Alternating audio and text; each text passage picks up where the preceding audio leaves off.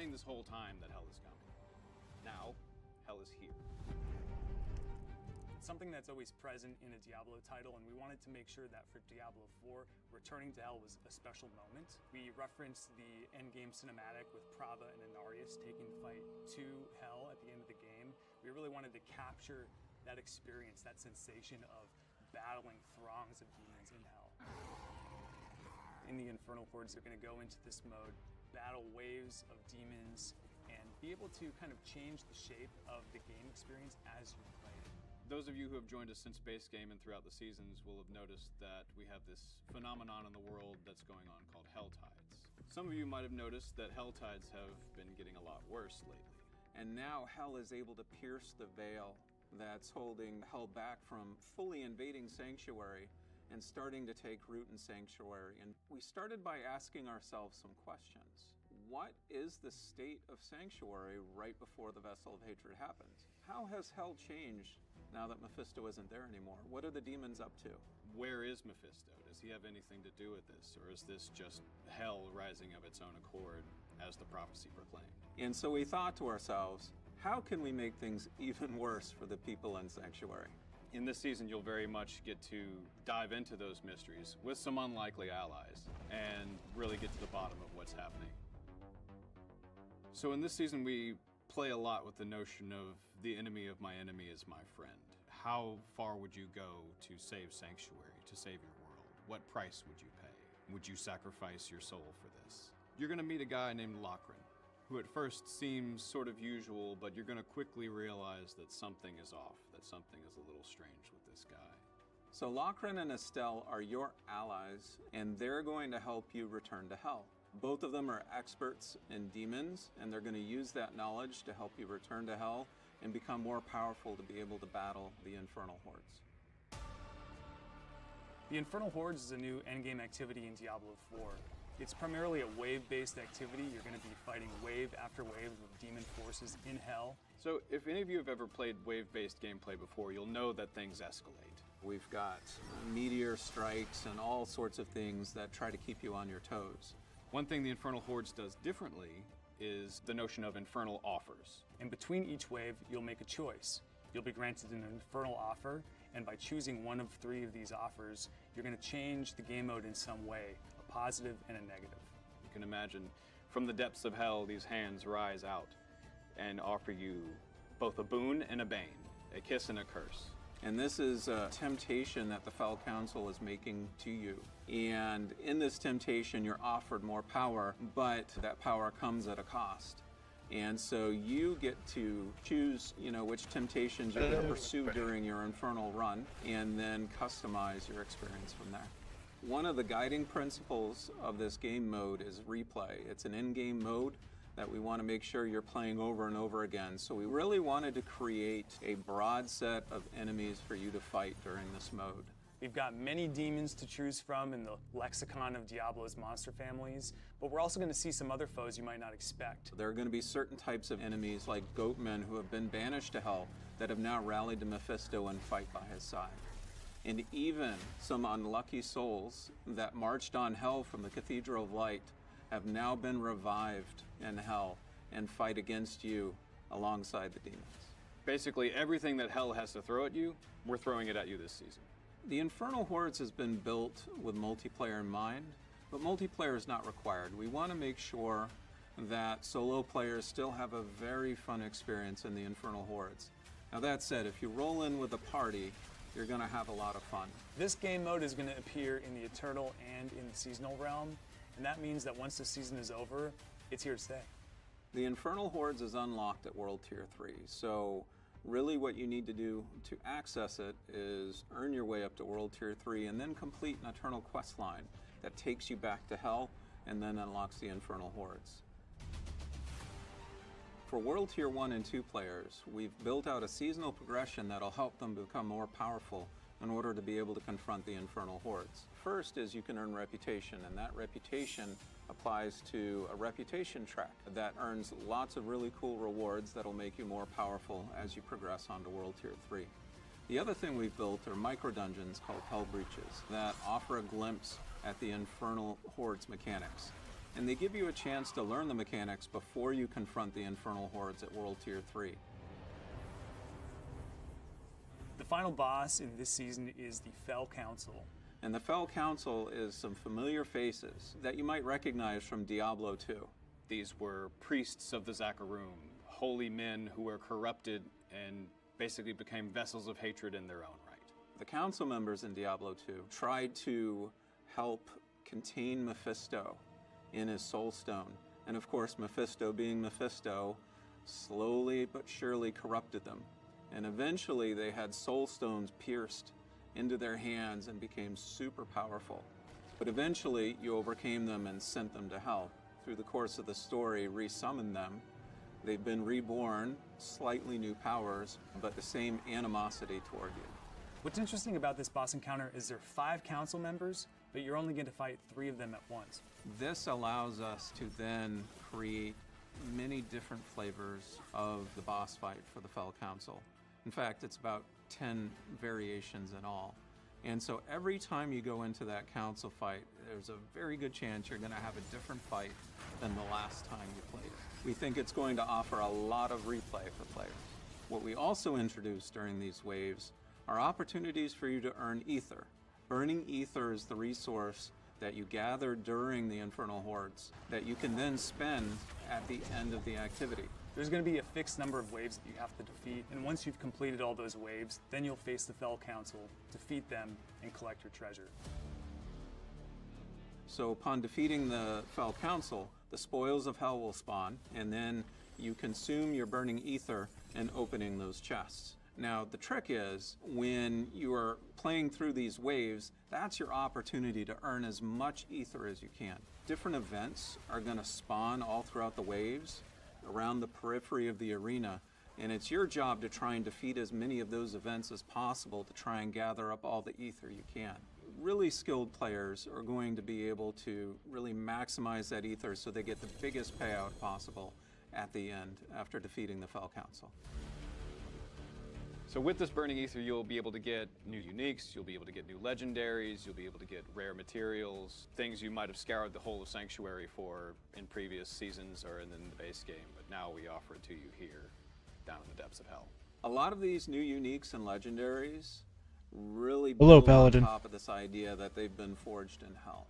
And so they're going to have unique looks that you can then make into cosmetics to apply wherever you like. They can also have unique VFX and sound effects to really create the sense that they were forged in hell. This is particular the one that I campfire enjoy chat using for a the lot new season, are yes. Boots. Boots, you say? Well, these boots not only have been forged in hell. Whenever you use a power with a cooldown, they shoot out a ring of fire that hits everyone around you. That's just one sample of the types of powers we're exploring. So death in the Infernal Hordes is quite a big deal. You're returning to the realm of hatred where Mephisto was born. Like, this has to be a big deal. In the Infernal Hordes, Well, I already it's a lot played like the, Nightmare Dungeons. You only get a I fixed played the number of PTR, the revives in test order to be server. able to get to the end of your run. And so at lower difficulties of the I'm Infernal hoping Hordes, they took you'll the get a number feedback of from revives everybody shared that did the between your test party. server and But said, higher difficulty this season levels, the game sucks, is going to and start made it taking better. away those revives, and that increases the stakes that you have. If you die too much, you'll be ejected from the mode.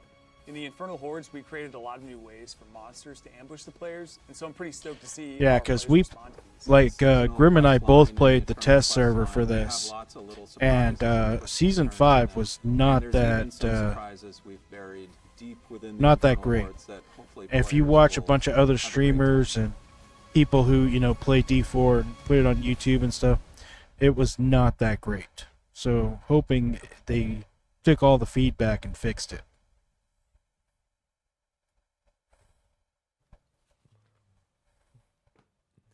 Hello everyone, and welcome to our Season of the Infernal Hordes developer update stream. My name is Marcus Kretz. I'm a community manager here on the Diablo team, and today I'm joined by some very familiar faces. Adam and Adam, welcome to the stream. Yeah, we did it. We took did it over. We took it over. It's just Adam. It's the Adam and Adam show. Now I don't even have to host. Yeah, no. It feels great. Yeah, and for everyone curious in chat, Adam is not going anywhere. As you all know, there's a ton going on in Diablo. Yeah, Adam Fletcher isn't going This anywhere. one, yes. Adam Jackson, I deal with but this all Adam the time. Fletcher. There's a ton going on in Diablo right now. We've had a ton of live streams. There's been so much going on, so it's just a lot easier to share the load amongst all the hosting of live streams. we just finished the Spiritborn live stream, so it's been a little crazy, and Marcus is here to help out. So you guys may see Marcus more here hosting some live streams in the future. But yeah, I'm not disappearing. Today you're acting as Colin today. Take over exactly. Stuff, Today I get to pretend I'm Colin. Ooh. Yeah, I'm pretty excited about that. Some big shoes to fill there. So yeah. That is absolutely true. In terms of everything that's been going on in Diablo, we just had our Season of the Infernal Hordes PTR, and we've got a lot of learnings. Yeah, but we also do have one additional person. Of course we do. Mr. Dan Tangway from Albany, New York. Dan, welcome to the stream. Hey, how's everyone doing? Doing great. Good to see you. See, Dan's in like the Cathedral of Light. We're in like the Burning Hell. So, Yeah. It's perfect. It's hot over here. Exactly. It tracks. Yeah. Yeah. Thanks for joining us today, Dan. And the Season 5 PTR. Yeah. We've got a lot of learnings. This was our second PTR for Diablo 4, so we have a ton of feedback to get into, but we also have some notes from the community on the PTR overall and some learnings. So, Adam, do you want to walk us through that? Yeah, most definitely.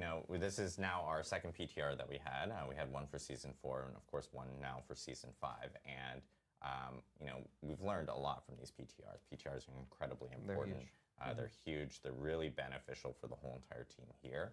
And one thing we heard a lot of feedback, at least from the Season 5 PTR, is obviously as you're playing through a PTR, it's a non-final thing that you're playing. It's still very early on. There are going to be more bugs, more issues just present in the PTR, because we are getting something out there a little bit earlier just so we can get feedback in on it. But one thing that I think we most definitely heard from the community is, hey, the tools within PTR at times haven't been the best or the most efficient for players that need to actually test the content that we actually do have. And so one thing that we did want to at least address and highlight and acknowledge is that we do plan on making the PTR experiences better in the future. We do plan on equipping more tools for players out there, so they're not having to sit there and grind out, maybe like all the new legendaries or uniques or something like it, especially in like Season 5, for example. We gave a character copy feature in this one, and then of course we had the boost feature which came back from Season 4. And when you boosted your character, a new character, you would end up getting some of the new legendaries or uniques within Season 5.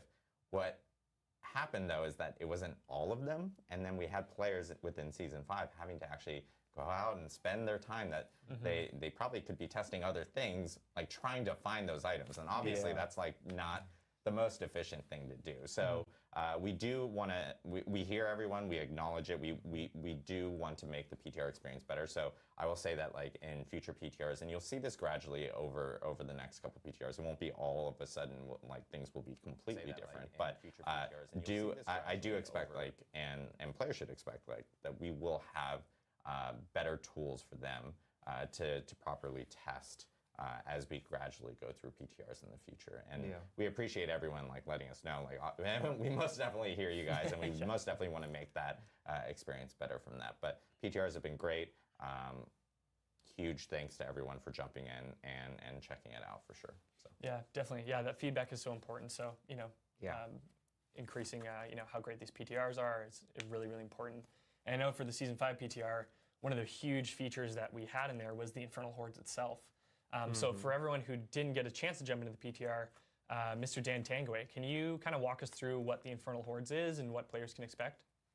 Yeah, absolutely. I'll give you all a quick recap. So the Infernal Hordes is a wave-based activity with push your luck choices in between each of those waves. So imagine waves of monsters coming in, lots and lots of monsters, in fact. And you also have some events, mini events that you can also participate in. Now, in between those waves, you're going to be making what's called the Infernal Offer. And you're going to pick a boon or a bane, and that's going to change your gameplay for the rest of the run. So it allows you to customize what your Infernal run is going to be like. And so we probably see right here, we've got an Infernal Offer that comes up. So you're going to select one of those, and that will then change, of course, the rest of the run. Now, when you complete the required number of waves, then you're able to go confront the Fell Council, who you can see here. And the Fell Council, as you saw from the video that just came on right before this live stream, are former servants, well, actually current servants of Mephisto that you defeated in Diablo 2 and have now Hoping returned, that and you must they fight them once more. fix the And once you rewards beat here them, too, because when you you're fight going to the be able Fell to spawn what's Council called the and Spoils of beat Hell. them, And these are the chests rewards were shit. that contain a lot of great goodies. And so with that burning aether you've been Beat them. collecting all through the course of the mode, you're able to choose what kind of spoils you want. You've got spoils of legendaries and uniques, and there's some absolutely great new uniques and legendaries in Season 5, and you can probably farm about half of them, over half of them from the Infernal Hordes. You're also able to spawn spoils of materials and buy into that, Yeah, my and wife that was will calling. get you gem shards, that will get you Angel's Breath, and of course that'll get you masterworking materials, which you absolutely need to complete your items journey. You can also cash out and get a bunch of gold, which, for those folks who are re-rolling their items in order to masterwork them or to enchant their items, is going to be hugely beneficial. And then finally, there's a special bonus chest at higher tiers where you can get a guaranteed roll on a greater affix item. And so, since that's one of the main chases in the final steps of the end game, we wanted to make sure there was an opportunity for players to really, get a little more lucky with it. So, final thoughts on the Infernal Hordes. Remember that it unlocks at World Tier 3. You need an Infernal Compass in order to unlock it, and there's 8 levels of difficulty for it. And so, yeah, that's a quick recap. Awesome. Thanks for walking us through, Dan. Super excited to jump in and try to grab some of those uniques. Now, I know considering the Infernal Hordes was such a big part of PTR, we did have a lot of community feedback with regards to getting into the mode and some of the pacing. So can you walk us through some of those learnings we had based off the PTR feedback? Oh, absolutely. So there was a lot of feedback that came in, and so much so that we weren't able to address it all. But we did distill down some big trends and feedback that we were able to tackle. And so the first off is that we wanted to improve access to the Infernal Hordes. So yeah, it was just too hard to get into the mode regularly to test it, and folks who wanted to get into it very quickly couldn't get into it either. So we've pretty much overhauled access to the Infernal Hordes at this point. Compasses still exist, but the drop rates on those have been boosted quite a bit. We want you to earn around 4 or 5 compasses an hour so that you can do about 4 or 5 hour runs per hour. So, you've got, 50% chance to get them from item chests and hell tides, unless it's one of those item chests that costs, 250 cinders, in which case that's 100% chance. I mean, you put in the time, we'll just give it to you. And then, Nightmare Dungeon and Whispers, there's about a 75% chance to get one from a dungeon complete there. Compass tiers at really high levels. We wanted to make sure drop naturally from high-tiered activities like Nightmare Dungeons and the Pit. And we've also given you a path to just crafting these outright with the Occultist, with Sigil Power and Forgotten Souls. And then finally, it was a bug that the first compass that dropped from the Eternal Quest, it was actually a World Tier 3. And if you were playing World Tier 4, yeah, you had to switch back to actually get in the Infernal Hordes, and that didn't feel great. So we updated that as well. Moving along, the next big thing that we focused on was combat. The pacing of combat wasn't hitting our goals. And, we had done a lot of internal testing on it. And, folks who weren't as in-game focused gave us a lot of feedback where, oh, this is super intense. Could we dial it back a little bit? So we did, but then we put it out on PTR and clearly all said, hey, no, we want more. So we're giving you more. The first thing that we did, though, is we fixed some bugs that actually had a really big impact on the experience.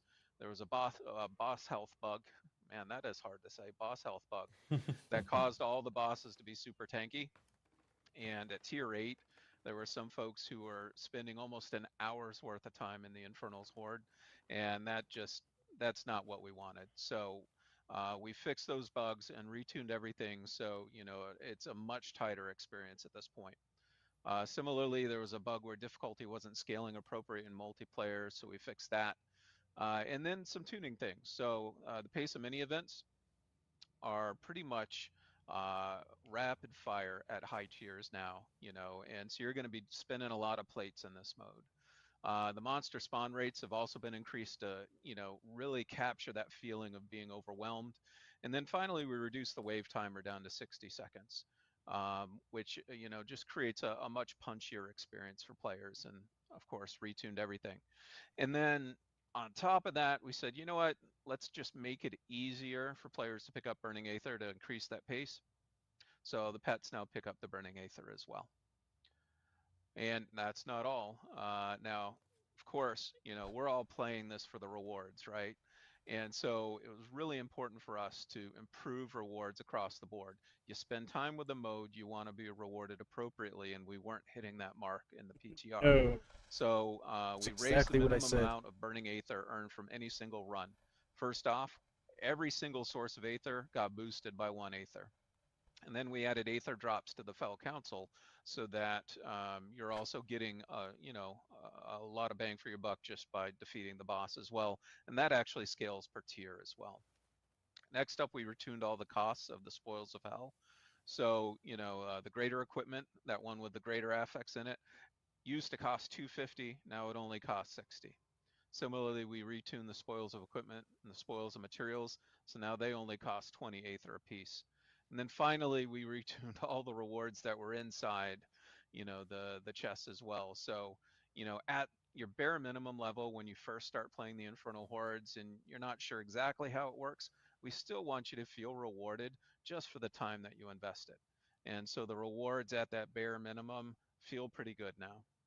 But, if you are spending a lot of time with it and you know how to optimize this mode, we wanted to make sure that, the rewards reflected that too, so that that higher, ceiling of rewards has been raised as well. So you're playing at tier 8, you are going to get significantly more rewards than you would at tier 1. Awesome. Yeah, that's Nice. quite a bit. That's Yeah, a lot that's of stuff Also, to change. I just want to Because- point out, Dan, your shirt is amazing. The Oh, tier thank 8 you. stuff was I didn't want the to. exact I same was stuff you were like, getting Now at I tier get 1. that shirt, And tier 1 was Yeah, garbage, knowing so that tier I 8 own was that garbage. shirt. And you have So, to Yeah, do I a think- lot I of think work after to this get a stream, tier 8 I'll let you know compass. where I can get this shirt. So it was Yeah, I think someone completely on the team made it, so unworthwhile. I was like, Okay. yeah, I needed a new shirt for the live Darn. stream, so. That is her art, 100%. Yeah. Yes. Well, now we know. Okay, now I know. And it is totally awesome. I had to wear it. Yeah. So. It is Aaron. I totally know. Aaron, All right. we will be touching base after the stream. Yes. Yeah, Dan, that's a ton of changes. It sounds like Yeah. we're really cranking up the intensity for the Infernal Hordes. Really, really cool to see. Super excited to jump into it. So I know for the Infernal Hordes, that's one part of the season that's coming, but there was a lot that players didn't get to experience in the PTR that will be coming with the season. So can you kind of share what's going to be new for players coming into Season 5? Yeah, absolutely. So the PTR was really focused on features that were on both the Eternal Realm and the Seasonal Realm. And we have a number of seasonal exclusive features that y'all haven't had a chance to play with yet. So we're going to tell you about them now. First up, we've got the seasonal progression. So you're going to see what we call the reputation system and some footage here in just a second. Yeah, that's normal for And the every season. reputation system is something that we had in Season 4 and actually earlier in some events, and we've brought it back here because it serves as a great backbone for the season. And we've evolved it in some significant ways. So first off, how you earn reputation is a bit different now. It was really important for us in Season 5 to give you more of a give you more choice in how you wanted to earn your reputation. So previously in Season 4, you earn reputation through just playing Hell Tides, as you should, because we made a lot of improvements to Hell Tides in Season 4. But here, Well, Season we 4 wanted is to broaden based it on out Hell a bit Tides. more. So you earn reputation in Season 5 by just defeating powerful servants of Hell, elites, Hellborn, champions, bosses, so on and so forth, right? And so that gives you a lot more choice to say, hey, I can earn reputation in Hell Tides, or I want to earn it in the Infernal Hordes, or honestly, I want to take a break and do a Stronghold. You'll get reputation there too. That's nice. Another small tweak that we made that's pretty important is that when you pick up reputation, you actually get a small boost in XP as well. So as you're continually filling out your reputation track, you're starting to level up just a little more quickly than you did before. Now, I was another saying I thing like that the you might have changes seen at the moment. are these big green tiles in the reputation system, and those are seasonal quests. So we made it very clear that hitting certain tiers of your reputation system now unlock the seasonal quests, and it actually starts to weave the That's narrative through the cool. progression a bit more, which we really like the feel of, and we hope to build on in the future. And then finally, again, it's all about the rewards, right? So there's lots of great returning rewards in the reputation system. You're going to be able to earn uniques, specifically class-based uniques. They're going to help you figure out what you want your build to be early on in the season. You're also going to be able to get other powerful equipment, big drops of crafting materials, and of course, at the very end of the reputation track will be a resplendent spark that you can use to ultimately craft a mythic unique. Next up, we've got the seasonal quest line. I was teasing it up a little bit with the reputation system there. So the Season of the Infernal Hordes has a rather unique narrative flow because we have an Eternal quest line that introduces, a big new feature that takes you back to hell, right? And so we wanted to make sure that was available to everybody, not just seasonal players. And that also starts at World Tier 3. Now, for those of you who played the PTR have already seen it. That's the one that features Lokrin helping you to get back to hell and confront the Infernal Hordes. But we've developed an additional secondary, well, not really secondary, an additional seasonal quest line named of Lambs and Wolves, which we're kind of teasing right here. And new NPC named Estelle is guiding you to become more powerful before you join Lokrin to journey back to hell. Now, this one's going to be a little closer in tone to the Iron Wolves quest in Season 4, but it's going to be a bit more expansive than that. And like I said, it weaves in and out of the seasonal progression. So how do they relate to one another? Well, the seasonal quest line is exclusive to Season 5. And so you are able to get a really more complete picture of the story by playing both the seasonal quest line and the eternal quest line. You can kind of think of the seasonal quest line as almost like a prequel to you unlocking the Infernal Hordes. And but we also wanted to make sure that our Eternal players don't get left out. This is an Eternal mode that we're introducing after all with the Infernal Hordes. And so, the Infernal, or rather the Eternal quest line here, which is named Eyes of the Enemy, is going to be available for all players and won't go away after the season ends. So it's going to be there forever. So if you decide sometime down the road that you want to check out the Infernal Hordes and say, I don't know, season 6, you can do that, right? And so, yeah, that's where we ended up with the quest lines this season.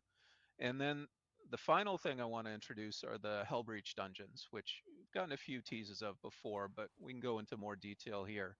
So these are all new micro dungeons to show that Hell has started taking root in Sanctuary.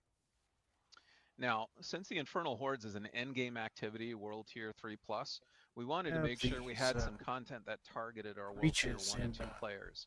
And so you go into these, PTR. It's going to be a great source of reputation. It's going to be a great place to get some powerful items. And it's a pretty cool place to just kind of experience what the gameplay is going to be like down the road. Now, originally we had kind of patterned these off the Donheim tunnels, if y'all remember those. But with the introduction of Helltide in Season 4, we had to change it up a little bit because I don't think that alone would have sufficed. And so what we did is we pulled in a lot of elements from the Infernal Hordes, and we're using this as an opportunity to introduce those elements. So you see right here, we've got a simple Infernal choice that shows, that basically says, okay, do I want my boss to be a little simpler or a little more difficult? And you get to choose. Hopefully the person playing chose the more difficult one. I didn't see, but you're going to be rewarded a lot more for taking that risk of making the boss more difficult. And you're going to be earning Burning Aether, and at the end there are going to be some spoils that you can spend on. And like I said, you'll get some really powerful gear that should help you on your journey toward encountering the Infernal Hordes.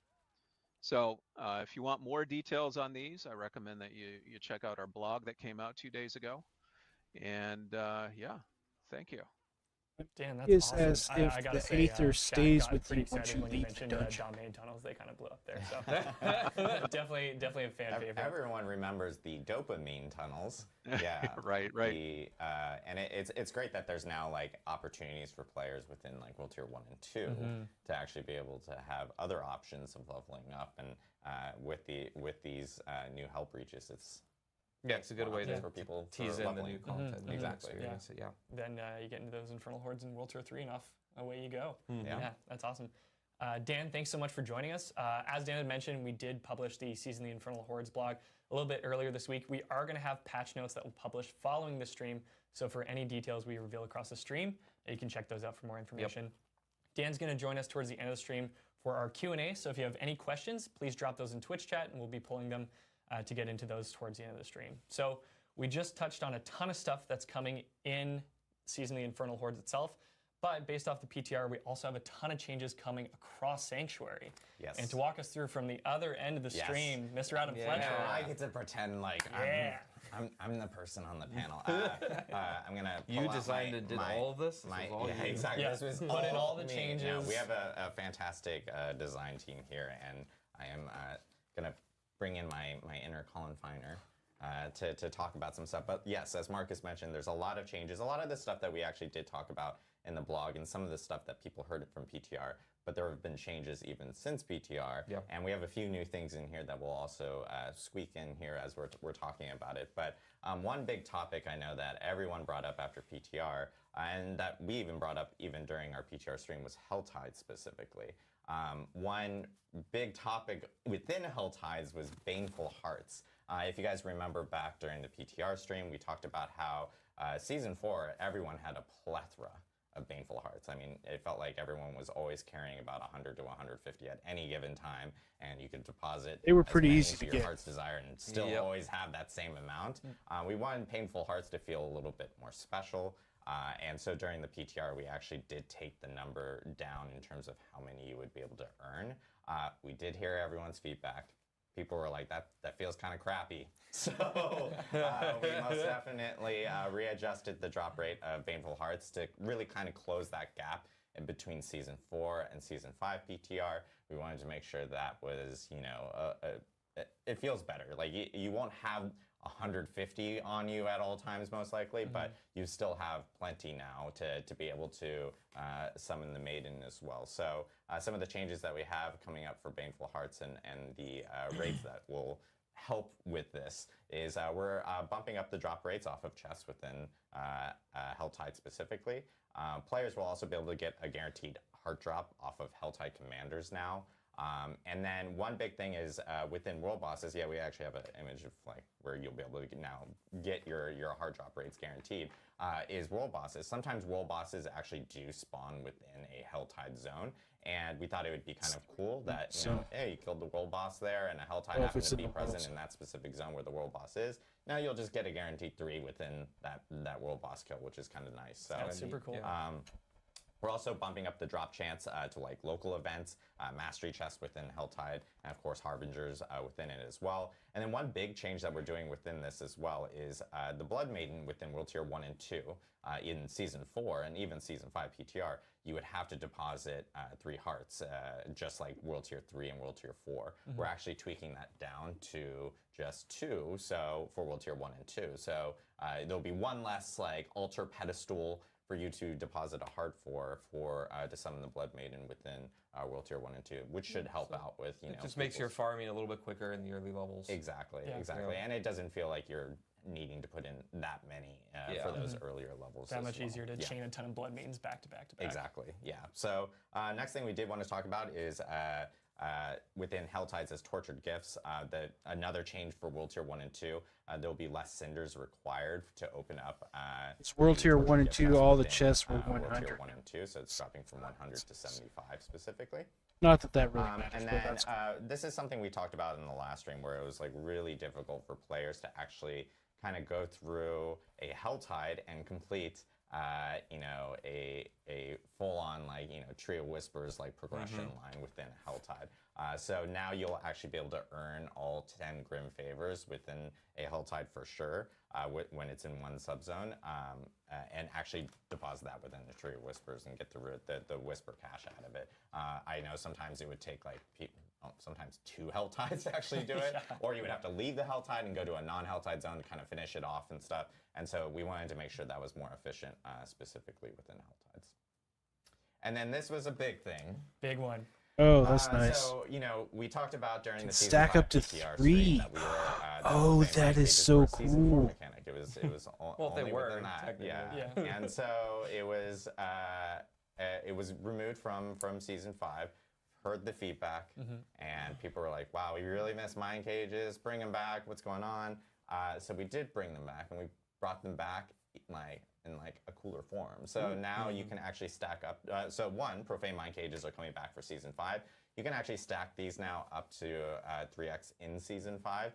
This is seasonal only, so this is only on the seasonal realm specifically. But now that's stacking up to super 3x cool. does actually boost up monster Better levels rewards, better pretty XP, significant. better everything, Yeah, so you'll end up you could knock monster levels up, 30 levels if you wanted to.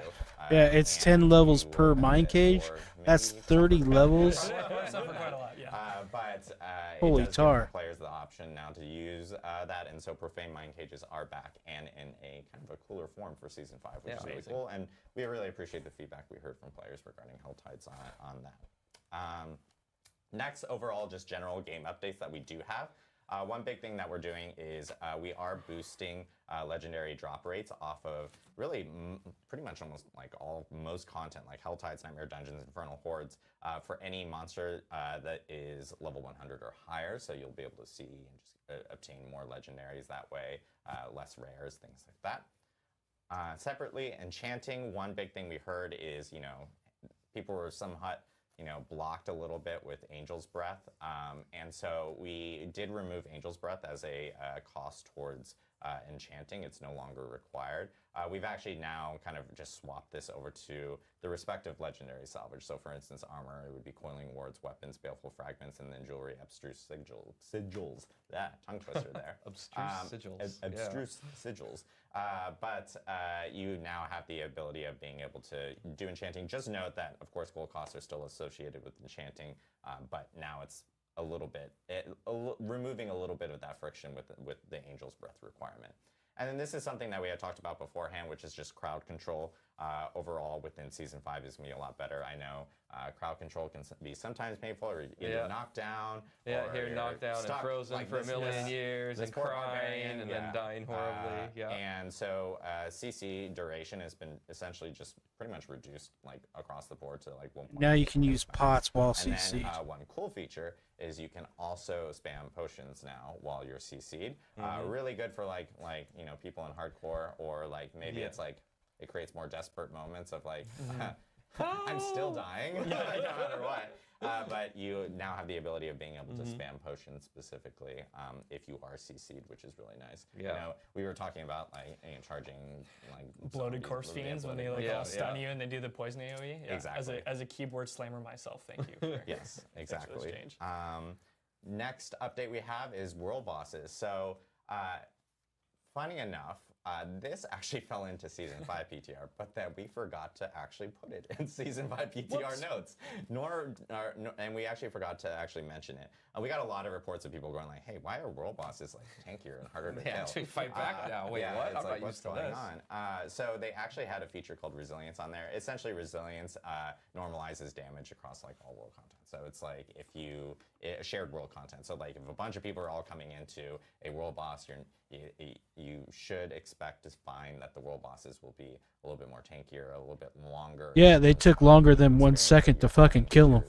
It was nice. Them. They're supposed to be a world boss. Hey, a fucking I raid blinked and boss. They it's shouldn't gone. die in Oh, 1 to sweet, 2 the seconds. boss was here for 3 seconds. Nice. Yeah, exactly. 3, man, So- mine, they barely even spawn in. I don't know about It you. was actually present in PTR, and we actually got a lot of people that were going like, "Hey, I think this is a bug," and it actually wasn't a bug. It was It's a just something we feature, forgot. yeah. We forgot to actually mention in the patch notes, so that is our bad. But we do want to make sure that everyone's aware that world Yeah. bosses now have a feature called resilience, and that will end up helping out with those encounters specifically. Separately for bosses. Pit boss damage has been reduced pretty much across the board.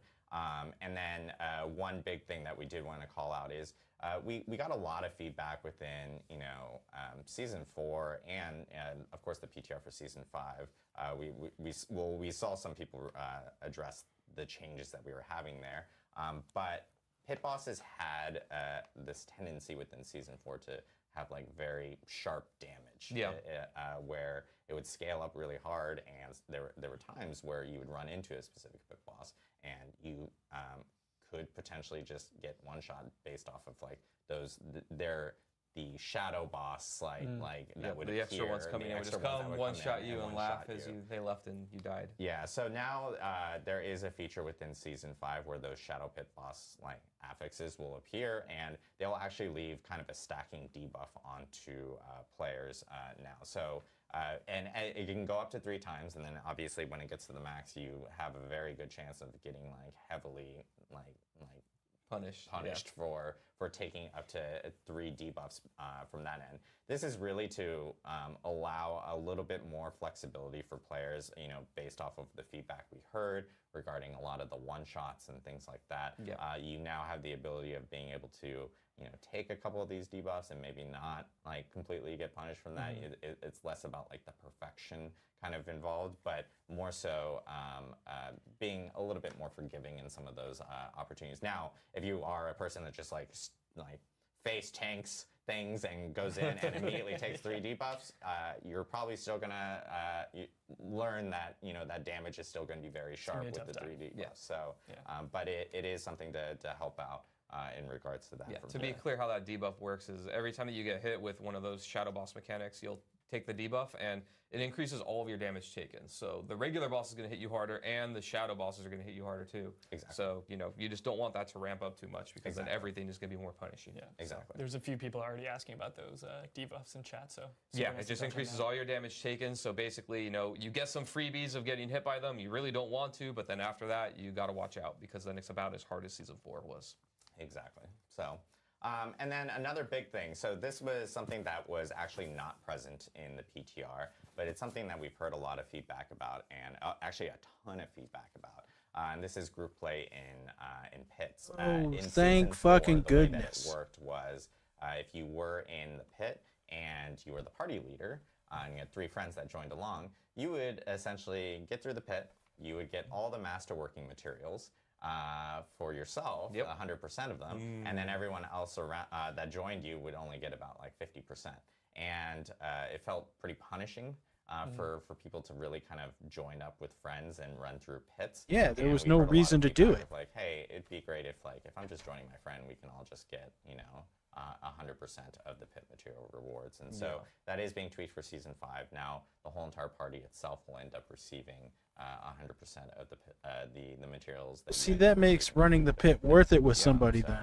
we appreciate the feedback. Thank you guys for letting us know. And this is something that wasn't in PTR but will be for season 5. Next up, we have endgame bosses.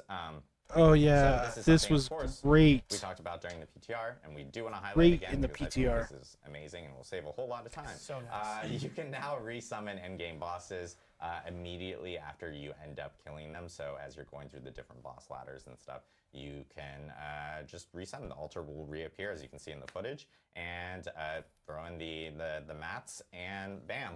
Again, you're There it fighting is. Duriel, which is Yeah. really nice. No more exiting the dungeon, resetting the dungeon, running back, and then having to do it over again.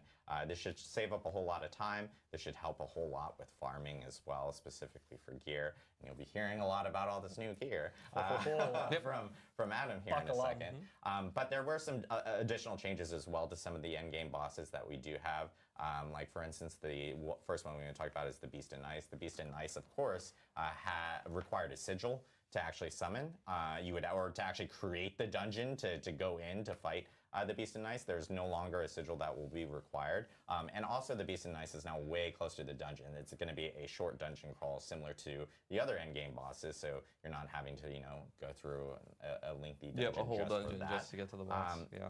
Likewise, no more sigil dust will be required for summoning the Beast and Ice. And then, of course, we thought about internal players in this situation because some of them have actually crafted a bunch of sigils, and now since sigils are no longer required, you can still use those leftover sigils to immediately resummon the Beast and Ice without needing the mats that are still required for the Beast and Ice. So it's kind of a nice benefit to them. And then, of course, Varshan also got some updates. Varshan required a bunch of different body parts, and now Varshan just requires malignant hearts. And of course, we thought about eternal players in this specific instance. Eternal players can convert their old body parts to hearts by going to the alchemist. That's a magical alchemist. I can tell you that. But if you ever need a spare heart, you just go to an alchemist. That's just how it works. Swap it out. Yeah, that's just how it works. But yeah, some changes coming to that. And then separately, endgame bosses, for endgame bosses, the boss ladder bosses, they won't be dropping rare items anymore. They're actually just going to drop additional gold, and of course, you'll have your opportunity of getting legendaries and uniques and mythic. They don't need to drop blues and but now rares. They need to remove the drop rare item drops. From just the there. legendaries, the ubers, of the drop chances that you could get in terms of their specific tables. So that's and a then good on change. Tormented bosses now drop five times as many boss mats as before, and of course, all tormented bosses have a better chance of dropping a mythic unique. So we are boosting up the mythic unique drop. There's actually specifics on all this stuff in the patch notes that people can read afterwards. And we've also reduced the Stygian Stone. Oh, thank goodness. The tormented bosses. Before it was 2. And now it's dropping to 1, so it should help out with players wanting to experiment. Run it more and more and more. Some of the more difficult endgame bosses that are available, which are their tormented versions. And then one big thing that is happening, and this is something that was kind of mentioned in the blog, but, awesome. And people will see more specifics in the patch notes. Experience is changing in terms of like the XP bonus from killing higher level monsters. It's no longer capped in. I believe it's now. Well, it's. I think it used to be 10 levels higher. Actually, you didn't get more. It's still capped, shall I say? It's capped to 30 levels. That's actually incorrect on the slide, but. It used to be 10 levels. It's now 30 levels, and that's across all world tiers. So if you happen, for example, if you are a level 50 character and you kill a level 80 monster in Season 4, you would only get level 60 experience. Credit, and now you'll get up to that level 80 experience. So it should help out a lot. If you are willing to go through more challenging content, bam, you get more XP for it. So which is really cool. And it's also really nice that because it plays really well into the stacking profane mind cages, which are now available within Helltide, because that can actually also increase monster level by 30 levels as well. So it's kind of a cool little add-on, you could say, from that. So yeah, pretty sweet. Yeah, I think that's it for general game updates. Yeah, but Holy but already a lot of stuff. Yeah, as I talked about a bunch. Yeah, it's all in the patch notes. You guys will see the patch notes afterwards.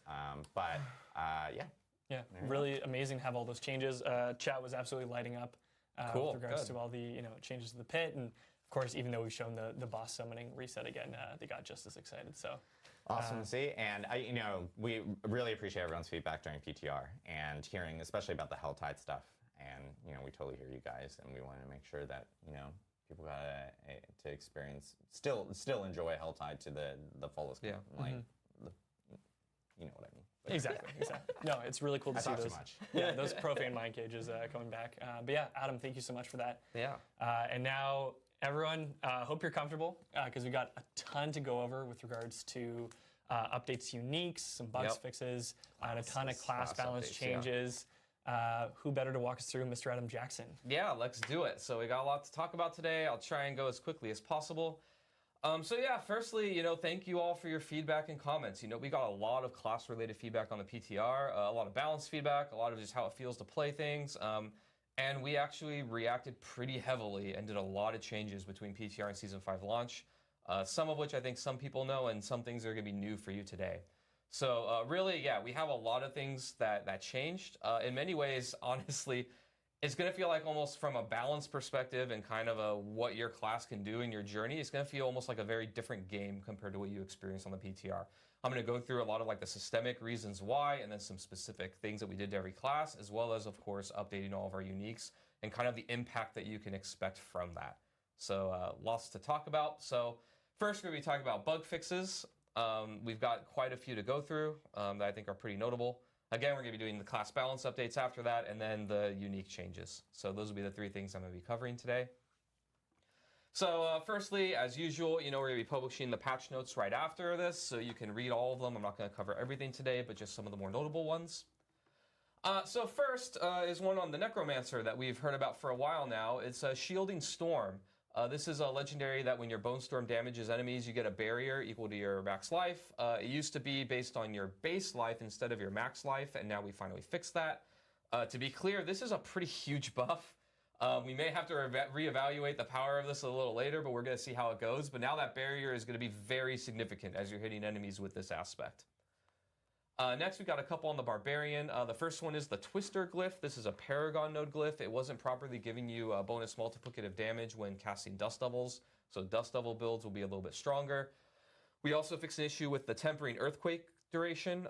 Beforehand, there was a bug where it was actually lowering the DPS of Earthquake because it was increase the duration, and then your DPS would go down, so we fixed that, so it's now actually just going to make you hit harder.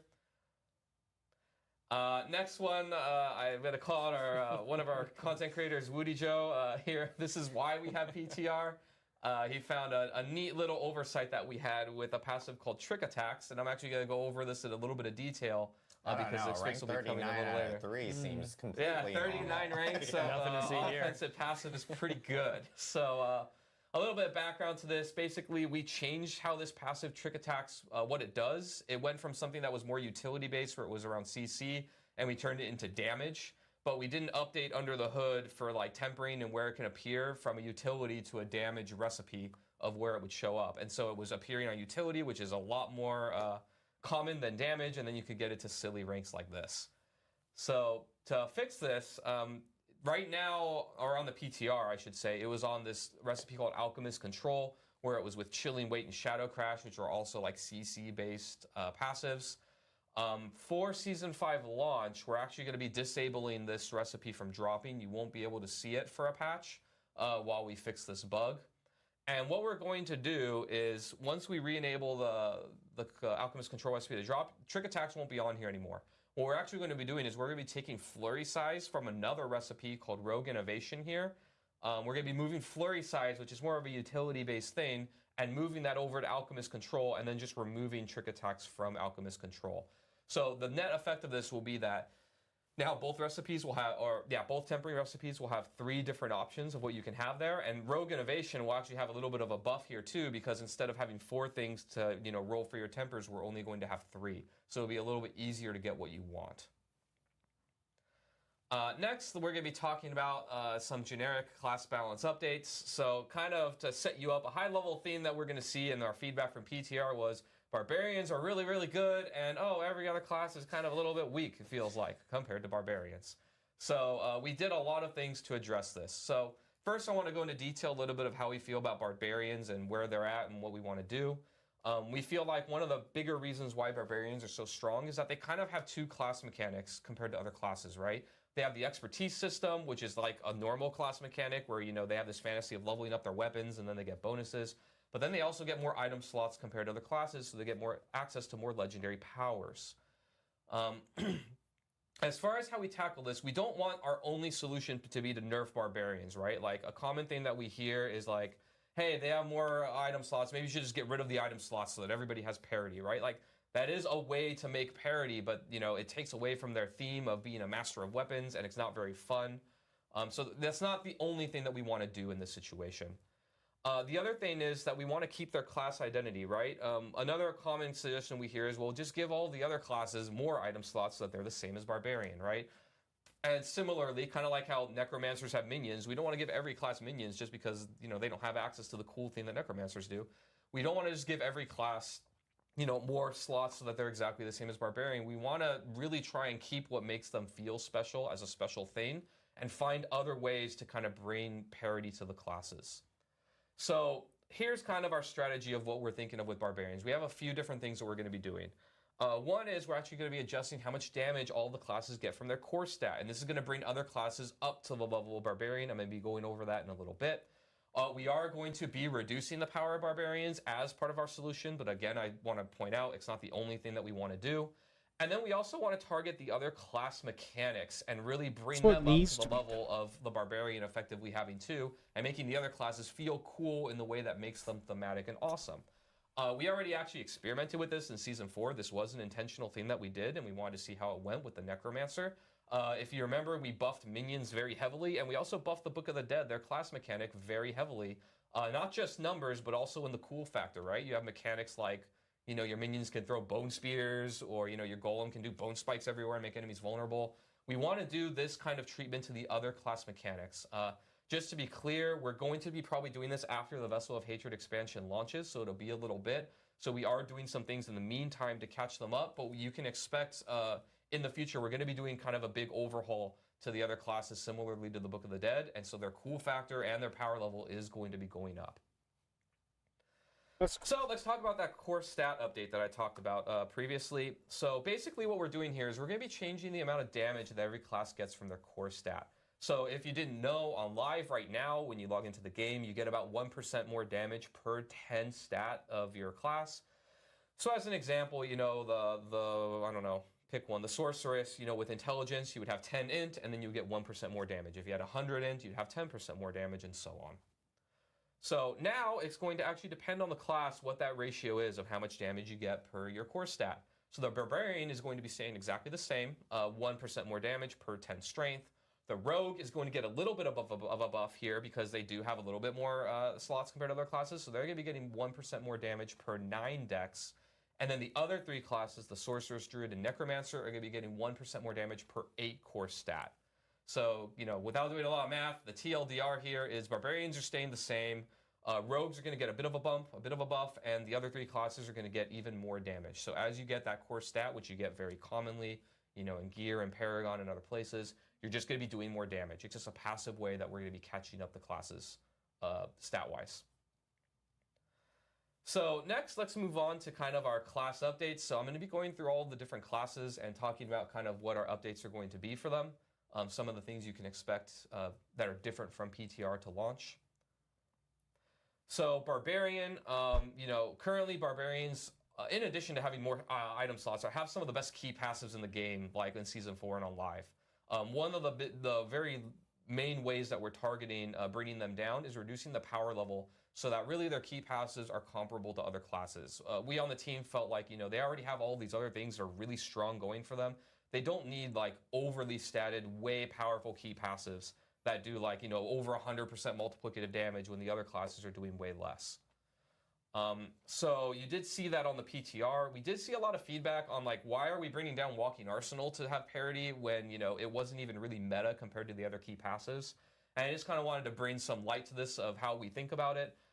The reason why we brought Walking Arsenal to be level with the other ones when we brought them to be equal to other classes is that, you know, we want all the key passes on Barbarian to have parity with each other. If we just brought down the other key passives that were way overperforming and didn't bring Walking Arsenal down to be even with them, then really Walking Arsenal is just going to be the best mandatory pick, and every Barbarian build is going to have to interact with this system. And we really wanted them to be equal with each other so that, you know, there's actually a choice when you get to your key passive of which one to take. So I just wanted to clarify that of, you know, what our thinking was there. But, you know, it's not all doom and gloom for Barbarians. You know, we did hear feedback of like, man, it really sucks. You know, I understand that they're being brought down and it's fair, but, you know, we want to have something to look forward to. So we did introduce a number of buffs coming in between PTR and live. So you have some things to look forward to, and new build paths or your, you know, underperforming builds are not being brought down as well. So I'm going to give a couple of examples here. One is Hammer of the Ancients. We increased its damage baseline by 10%. And we also adjusted the of Ancestral Force legendary. One of the troubling things that this build has problems with is like single target damage against bosses and things. You know, it does really good in AoE and brings down enemies, but its single target's a little bit lacking. So we're upgrading this legendary power, so now it's going to be doing more damage against bosses. So it'll kind of help you with that single target issue. Another one is Upheaval. Upheaval builds can rejoice, and also a little bit of a preview of kind of how we're changing uniques, which I'll be going over a lot more later. But we're increasing Upheaval damage by about 15%. And we also rounded out Hellhammer now. It's quite a bit more powerful. I can point out a bunch of things here of how it's better. But you can see it gives more skill ranks of Plus Upheaval 300 strength. Holy the shit. damage of its burning on the ground, just baseline went up. It also has scaling on the burning damage. So, before the burning damage wasn't really a meaningful part of the unique. One of the things you're going to see with uniques across the board is that they're going to be a lot more about the thematic of what the unique is, and that's where their power is going to be. So here, the burning ground actually will scale with your strength at a pretty significant degree. So, it'll actually be doing meaningful damage, hopefully. You can also see its inherent affix now is damage to burning enemies instead of overpower damage. So it's going with that theme of Hellhammer burning the ground. It's also giving you skill ranks of Wall Up, a passive, so that's more multiplicative damage. You also get Upheaval size, so now your burning ground and your Upheaval is going to be bigger. So there's just all kinds of new things going on. It's going to be a lot cooler, a lot more powerful, and hopefully a lot more fun. Yeah, Hellhammer looks absolutely insane. Yeah, 300 strength also, by the way, no big deal. 300 strength, or 360 strength, no big deal. No big deal. It's going to be pretty good. So next, the Sorceress. We got a whole lot of feedback that, the Sorceress isn't powerful enough compared to other classes. We got so much. I'm going to stop us right here. We got so much feedback about the Sorceress. Just a little bit. And the Druid. And the Druid. And the other. And the Necromancer. I will just note, we hear you guys. We absolutely do. Yeah. Okay, now you may continue. Okay. So, for the Sorcerer specifically, we heard feedback that they're not powerful enough. So we did quite a few things to address it. Yeah, Firstly, but meanwhile they can do the Ball Mage, even more than other classes. and Your uniques are gonna he's just feel really ridiculous. good, is the hope, and I think we've hit it. And I'll be going over some of them a little bit later. We also buffed all of their core and mastery skills by about 15 to 20%. So just baseline. Remember, this is in addition to the core stat buff. All of your core and mastery skills are also getting buffed baseline by a pretty significant degree, so you're just going to hit harder. We also did multiple defensive buffs. We heard a lot of feedback that they have trouble surviving in situations that the other classes could kind of get away with. These are some examples. We did more than this, but Ice Armor, your base shield amount is going up from 40% to 56% of your max life. Snow Veiled aspect, this one was updated from PTR to launch. So on PTR, it was that your Ice Armor gave you Unstoppable and gave you armor. And on launch, you're still going to get Unstoppable, but you're going to get damage reduction, which, anyone who knows how the defenses within this game work is way more significant than just getting armor. Yeah. Yeah, Hit that absolutely. It's kinda That's like, You just That's have good. to level up DR like Pac-Man as much as you can get, Exactly. the more the better, and this and is now, going to give you the it, DR is so. going to be huge. Very Yeah. big. Also, we did multiple buffs to the Paragon board. Again, this is not covering everything, but one of the things is that, we put a lot of caps to make sure that some Paragon nodes just didn't go out of control compared to everything else, but we heard feedback that, those caps were a little bit too punishing, so we increased them. An example here is Burning Instinct, where, on PTR, it capped at 40% more multiplicative damage, and we increased that up to 80%. So now your burning damage, that's based on your crit strike multiplier, is going to be going up. Your total amount is going to go up, but then also the rate that you get it. It used to be 1% per 50 int, now it's 1% per 20 int. So you'll be getting more efficient bang for your buck for your int and a total cap that's much higher. So Druid, similar to Sorceress, surprise, surprise, got a lot of feedback that it's not powerful enough compared to the Barbarian or other classes. So we've got a lot of multiple quality of life and damage buffs coming in. Again, these are just some examples. Also, you got to remember the uniques are going to be coming in as well. Boulder damage went up. We increased the damage across the board of their core skills mostly, and we missed boulders, so we're increasing their damage a bit. We also got a lot of feedback that we came out with this really cool unique for Cataclysm that made the lightning bolts smart and target enemies. And then a lot of people were like, "Hey, why does it have to get a unique to make my skill be smart?" And we agreed, so we just made the skill smart baseline. So now those lightning bolts from the ultimate will just target enemies. Perfect Storm, the Storm key passive is getting its damage boosted from 30 to 40%. Seismic Shift, this was an aspect that we think is really cool where your Earth Spike kind of goes in a line and does a bunch of Earth Spikes. Used to have a Kiss Curse mechanic and it no longer does. So before it used to give you this big bonus of way more resource reduction gen and more damage on it. But it added a cooldown, and now it just doesn't add a cooldown, so you can spam it and cast a bunch of Earth Spikes everywhere. Should be a lot more fun. Also, similar to the Sorceress, we're buffing their the bonus cap on their Legendary Paragon nodes. So an example here, they went from 40 to 60%. So you've got Thunderstruck, Earthen Devastation, and Survival Instincts. We've got a little visual there at the bottom node, but you can see that top end of the damage is now 60%, so it's going to be better than PTR. Also, we came out with that new unique I mentioned for Cataclysm. It used to be on the gloves on PTR, which a lot of people, which we agreed with, kind of felt bad that, you've got the two storm-related uniques on the same slot. You can't take them together. It was competing with Unsun Aesthetics Wraps. This was the Lightning Storm unique. But now it's going to be on the range slot, so now you can take them both together, so they're not competing with each other anymore. Next is the Rogue. So to be frank, the Rogue we feel like it's in a pretty good spot, so we didn't do as many changes compared to other classes. We did still do a few that I'll mention today, but they got the least changes. The first one is Flurry. So as you know, if you played the PTR, Flurry got some pretty dramatic updates, right? Both of their enhancement and both of their choices that you could pick on the base skill got changed and made a lot better. We saw that, a lot of the output of Flurry was related to doing the mechanics that the enhancement and the advanced Flurry were requiring you to do, like casting it a bunch of times in a row and stuff like that. And we wanted to move some of that damage from those enhancements and things into the base skill. So the enhancement and the advanced Flurry are still going to be pretty potent, but we lowered their damage and instead just juiced the base skill even more. And what this is going to mean is really just that you're going to be more consistently doing that damage, and you're going to be less reliant on doing the stacking mechanics to get it. Next, Wind Force. This one has had a troubled history of just trying to find ways to make it really good and useful. Instead of knocking back enemies when it procs, it's going to knock them down now. So you no longer have to worry about like knocking enemies out of your CC, or you want them to be grouped up next to you, and then you're just knocking one of them or a few of them away. Yeah. Now they're just going to go in place. We have a before and after here. Again, a little preview of what we're doing with our uniques.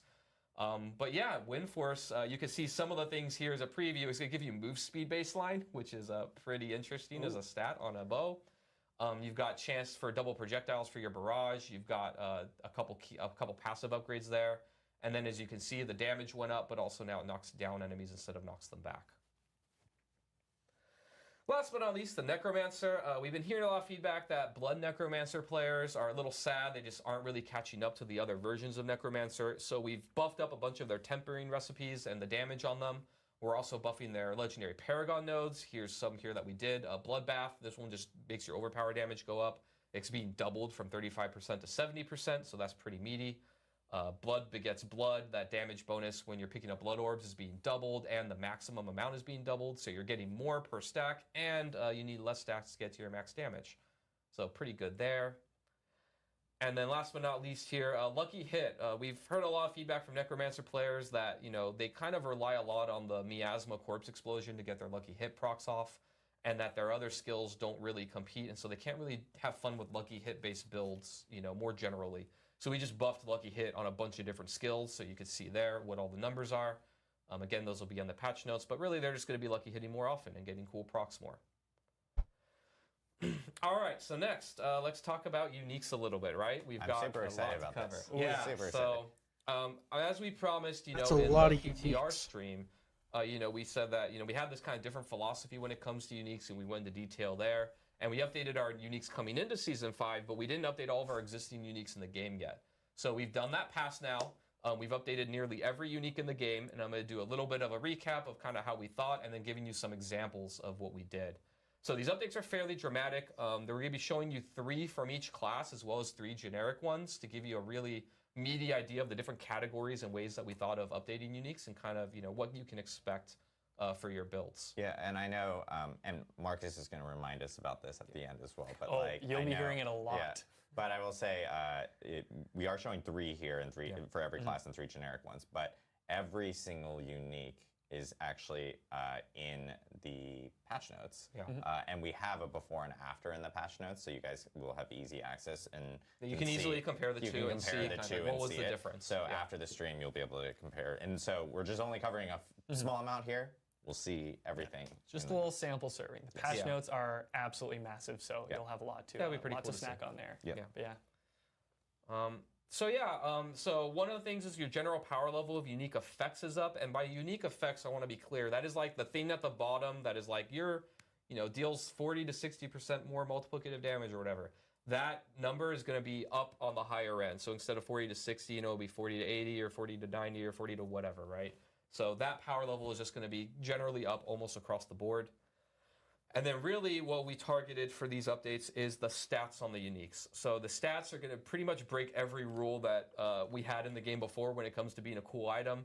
So some things that you're going to see, and I think I got an example of most of, if not all of these, but you're going to see uniques that have different inherents compared to other stats. So, your boot inherent, could be something that's not even related to boots or movement anymore. It could be something else. Or sometimes we add more inherent stats. So something that didn't exist before, some items can have 2 inherents instead of just 1, which is a pretty big difference. We have a lot more that have stats that break normal slot rules. So, things like movement speed on bows or cooldown reduction on weapons, stuff like that. Uniques also can now have tempering affixes, right? None of them really did this in Season 4, but now that tempering's in the game and uniques have to compete with these really great tempered items, uniques can have that too. They can also have much higher potential stat values compared to normal items. So, if a normal item has 20 to 40% more damage, a unique can be like, 1 to 300% more damage or whatever, right? And we even do this with the tempered affixes. So unique can have juiced up versions of tempered affixes that make them solve those problems much quicker. Also, we've introduced a lot of stats that really have powerful effects on them. Sometimes even a single stat on a unique can have the impact that a legendary power normally would on an item as far as what it does to a build. And we'll have a couple examples of that where like a stat on an item is actually giving you a new effect that didn't exist before that you could do. Damn, that's awesome. Yeah, so again, we're going to be going through 3 examples per class and 3 generics, and I'm going to just try and quickly go through and kind of point out some of the key things that are kind of neat about the items. So we're going to shotgun this a little bit, and yeah, you're going to see some cool items. So let's get to it. Woo. Yeah, so first, Penitent Greaves. This is a generic unique. You can see here, this one now has 2 inherents as opposed to 1. Another thing that you can notice is that normally, the evade grants more move speed is only for 1 second, and this one is not only has 2 inherents, but it's for 2 seconds. So you'll evade and boost around at crazy sonic speed for a couple seconds, which is pretty neat. And now you can run through enemies while you do it. We've also got some neat stats there like crit chance against chilled enemies and chill potency there that are new to the game. Here, Fists of Fate, this one a lot of people saw a little bit early and they were very happy about. So one thing I think that's kind of cool is that with our uniques, we're really trying to double and triple down on the fantasy of the item. So, if something's about cold or something here, like Fist of Fate is about RNG to the max. So we're really going hard on what the theme is. So cool. Here you can see your attack speed can go from 0.1 to 8.7, and everything on it is has a huge range of what you can roll. So a greater affixed Fist of Fate could be a best in slot item for a lot of builds. The lucky hit chance on this. Yes, this is the one that people point out that we. It's just crazy. I talked with one of the people on our team. I want to shout out Alex on our team who did a lot of this work, and we had a choice here. And we're like, are we gonna go crazy or go conservative? I was like, let's just go crazy.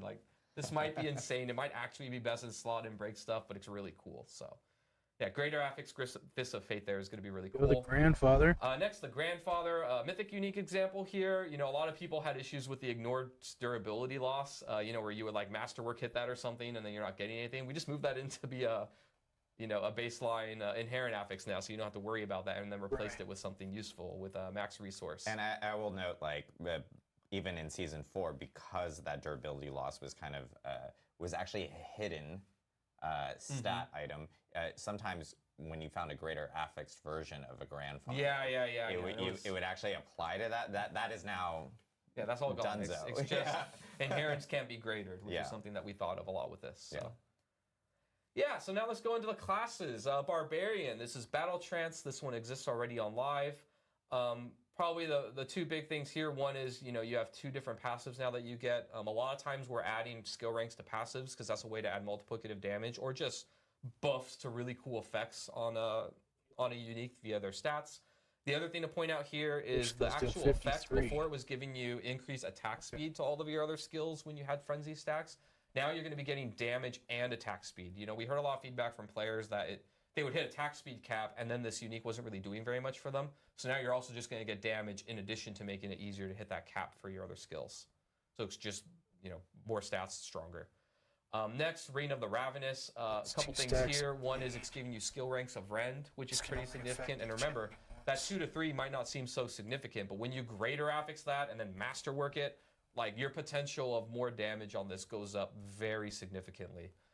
We're also giving you skill ranks to brawling skills still. Thing to point out here is your Rend's duration. This will also just increase the throughput damage of it, has been doubled, so that's just more damage on Rend in addition to the skill ranks. And then also at the bottom, a small little detail, but before you could only apply that special effect of your brawling skills, applying your Rend's bleed every 4 seconds, and now it's every second.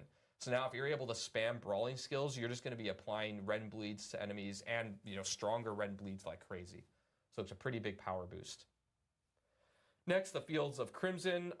The thing I really want to call out here, I mean, there's a lot of things that are kind of unique and different, but is that one kind of rule that we had with item stats that we're now changing and breaking is we never really buffed things like enhancements or like the AB, like the different choice upgrades that you could do for a skill. 30%. This one actually buffs Enhanced Rupture's explosion size. So, normally when you rupture an enemy, it does that explosion. This will make that explosion be way bigger. So it's kind of a neat way that we can manipulate player power via stats. Next, let's move on to the Sorceress. So the Staff of Endless Rage, we actually have a combo here that we're going to show a little video of before and after with this. Fireball Plus 6 to Fireball. The staff now does some, and the gloves would be doing some unique things to Fireballs. One is plus Fireball projectile speed. So this is actually going to make your Fireballs fly through the air faster or bounce quicker. And so you'll be able to get through them and they'll plus finish 300 them faster. intelligence. You've got the tempering recipe now, so it doesn't compete with your chance to cast twice. And you can see there, it goes up to 75% just on that one stat. So it basically almost solves it for you by itself, which is pretty huge. You've got some massive skill ranks to Fireball, so now, again, way more multiplicative damage than before. And then, you can see at the bottom that the upper end of that damage is going up per the same as most of our uniques. And next is combos with the Gloves of the Illuminator. A couple things to kind of gloat on here is the Fireball attack speed is going up by a much bigger amount than other classes, or than normal attack speed, sorry, on other slots. Also, you get mana when Fireball explodes. I played with this build in, I think it was Season 1, and I constantly ran into mana issues because you always want to spam this as much as you can. So when you think of this stat, you can greater this, you can temp or masterwork this. 2%. And you kind of combine this with the attack speed Now here. bounces and as you it combine with the travels. projectile speed. Yeah, and you Exploding get a lot each more time it fireballs. hits the Remember, ground, every but time that it explodes, which when it bounces, it's exploding. Yeah. But it's And 20 when you're splitting and getting more from multiple projectiles, you're getting more bounce explosions. So it's giving you a resource engine. Yeah, all on its you're own in one essentially a stat. fireball machine gun. Which Yeah, is pretty so great. we've got a little bit of a Season 4 to Season 5 comparison here of what it looks like. A little video. So in Season 4, you can see, every third cast gives you 3. But Season 5, you're going to randomly get 3, and then sometimes even more when it combines with the double projectile bonus. So you can actually really fill up your screen with fireballs everywhere. And every one of those bounces is giving you mana back to cast more. That's ludicrous. So it's pretty cool. It's its own little engine. That's cool. Next, we've got Blue Rose. Probably the cool thing to point out here is there's a chance for ice spikes to explode twice. So this is also something that we haven't really done, where we have these Ice we call them spike damage sub-powers went up. internally, but these things like dust devils or ice spikes that are like powers that generate when you cast a skill that are usually through legendaries or uniques. We generally don't manipulate them too heavily like this, but we're going to be experimenting more with that in unique stat affixes. So here, your ice spikes can actually like double proc, so they get double explosions, and then any other things that would proc off that would be doubled, which is pretty neat. Next, let's move on to the Druid. So Waxing Gibbous, this is the Shred Druid unique. So what we did here that I want to point out, in addition to the fact that you get a bunch of skill ranks to Shred and Toxic Claws, which is a bunch more multiplicative damage, so power level is going up significantly, is Blood Howl grants stealth for a few seconds. So what's really cool about this is, we basically added a new mechanic via a simple item stat in this unique, and it combines with the unique effect, right? So before on live, you kill enemies with Shred, you go into stealth, and then you come out and you guarantee crit. So as you're killing enemies over and over, you're just critting constantly as you go in and out of stealth. But you couldn't really do that against bosses. You had no other ways to get into stealth. But now we've created an alternative way where if you cast Blood Howl or get the Blood Howl effect in other ways, you'll go into stealth and get this proc, and now you can get this, against single bosses or in situations you couldn't before. So we've given you a potential way to create your own engine, which is pretty neat to get those infinite crits. Next, Great Staff of the Crone. I believe we showed this one earlier to people, but just wanted to point out, what was Storm special Strike, about this. chains to 2 Storm targets. Strike, chaining to additional targets, Plus things 2 like to this. Again, it's a basics. single stat that does something that kind of really changes how the unique works, right? 200% You're going to get all the damage. different procs and different that one effects by chaining to more enemies more often. You can also see here that the upper end of that damage that you could get is going up from 150% to 200, so it's just better. And last but not least, we got Storm's Companion. This one I again wanted to highlight another new thing that we're doing, and I want to call it here is the lucky hit chance for the Pack Leader Spirit Boon. So normally we never really manipulate class mechanics, but here, this Pack Leader, this isn't like a passive or thing in the skill tree. This is in the Spirit Boon, your class mechanic, and this increases that lucky hit chance to get a reset on the cooldowns of all your companion skills. So again, this is something that, normally we don't get to manipulate, and now you'll be able to do, and I think it'll be pretty cool. We have also decided that Pack Leader is 2 words instead of 1. Yeah, Everything's getting updated. yeah, everything's updated. Everything's changing. All right, moving on to the Rogue, Eagle Horn. Let me see, what did I want to... I think just pointing out here, this was about moving the tempered recipe. The penetrating shot projectiles can cast twice. Again, another example of that. We're also giving you a bunch of skill ranks to penetrating shot. Again, this is a way that we're adding just like raw power and damage in ways that aren't in the unique effect. So these stats on these things can be very strong out the gate, and then again, tempering and masterworking just makes these go really, really high. Next, Word of a Khan. This one was a really silly, fun one that we liked. I actually like this amulet. Well, one is the ultimate damage. Actually, ultimate skill damage for the Rogue is kind of a premium because they have that Paragon node that makes it turn into multiplicative damage for all your skills. So that's actually pretty meaty. It's also way higher value than normal. Also, the chance for Rain of Arrows waves to cast twice. So normally we don't do, chance to double cast on ultimates, but again, uniques get to break the rules. So now you've got juiced up Rain of Arrows cooldown reduction. They can cast twice. Oh my gosh, I like that amulet too. I use that on a lot of my really trying to bring out the theme and the fantasy of these uniques in the stats, in the effects, to really create something special. And next, Saboteur Signet. I was running this in Season 4. I'm a little sad that I'm going to be doing something else in Season 5, but I loved my stun grenade build. But here you can see a bunch of grenade damage, obvious theme for the grenade build. We're also giving you a lot of your stun grenade size here. And then again, a new affix that kind of creates your own engine. You're getting +1 energy when a stun grenade explodes. And this is each individual grenade, right? So you usually release a cluster of these things. So now, again, I spent a lot of my time in Season 4 trying to solve resource and get ways to cast this a lot to throw out those stun grenades. And now this kind of helps its own engine. Also, one thing to point out here is that it's no longer just a flurry unique. It's casting a core skill, throws stun grenades, so it's a lot more generically applicable. You can use this with all the different core skills, not just flurry. Next, Necromancer. The big one I wanted to point out here, we're going to be showing both of the Blood Surge uniques and how they've been updated and they combo with each other. We have a stat here that Blood Surge drains more times from elites. So to be clear, this is the drain, not the explosion. But the drain does feed into the explosion damage, and there's a lot of synergy and things based on draining enemies. So now, one of the problems that Blood Surge has always had is when you're fighting a single target or a boss, you only drain one enemy, and then you're not getting your explosion damage up. But now you're going to be draining multiple times from those elites, so you're going to be getting more life back and other procs when you drain, but also your explosion will be more significant now against them. Next, Death Speaker's Pendant. This is the other Blood Surge unique. We also added another thing that combines with the other unique where you're getting essence per enemy drained, right? And so now, as you drain enemies for the explosion, you're going to be getting more essence back to cast the skill and spam it more. We're also giving you a bunch of ranks to Blood Surge, which, just makes sense. So, 50%, before masterworking and tempering multiplicative damage is already a giant buff to this. But then also you can see that, the numbers also went up on this as well. So it's just going to be pretty significant. Yeah, shit. Can't wait. And last but not least, Greaves of the Empty Tomb. This is your Sever unique. Lots of stuff to point out here. One is you have multiple inherents. So, normally you can only get 3 max of 8 charges. You get more here. We also had a fun little thing where your evade now leaves behind Desecrated Ground because this is the Desecrated Ground unique. We also have chance for Sever projectiles to cast twice. We have Sever size here. We also give you ranks to Reaper's Pursuit. So this is really about just like moving and grooving, like going around. One thing I want to point out here as well is this new aspect of Creeping Mist that came in, and you can combine this with the Greaves of the Empty Tomb. So this new aspect, we heard that Necro players want mobility, and boy did we give you mobility. So what this does is when you evade during, first of all, you get evade cooldown reduction, so you evade more. But when you evade during Blood Mist, you travel twice as far, and both when you enter and exit Blood Mist, it resets your evade cooldown. And one of the things that makes this crazy, where we might actually be crazy, and I hope we don't have to revisit this, but we're going to see, is that reset of your evade cooldown counts for all of your charges of evade.